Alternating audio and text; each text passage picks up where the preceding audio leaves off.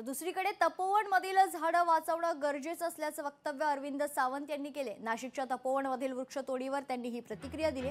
अरविंद सावंत यांनी नाशिकच्या तपोवनमधील वृक्षतोडीवर आपली प्रतिक्रिया दिली असून तपोवनमधील झाडं वाचवणं गरजेचं आहे। 100% आम्ही रस्त्यावर उतरू। मायनिंगसाठी जे काही सुरू आहे, आता लाखो झाडं तोडली जातात। मायनिंग कोणाचं आहे ते सांगा। झाडं तोडल्यामुळे वातावरणावर भयानक परिणाम होतोय असं देखील ते म्हणाले। 100% आम्ही उतरूच, कारण आता ह्यांचा भयानक सुरू आहे। तुम्ही पहा अजूनही आणखीन काही गोष्टी त्या मायनिंगसाठी एक आहे, मणिपूरवर प्रकरण आहे ना, ते कालांतराने कळेल तुम्हाला। ते मायनिंगसाठी जे काही सुरू आहे, आता लाखो झाडं तोडण्याच्या परवानगी दिल्या जात आहेत आणि मायनिंग कोणाची सांगण्याची गरज नाही आहे। मग मला सांगा ना, तुम्ही काय पर्यावरणाचा ऱ्हास करताय की पर्यावरण वाढवताय?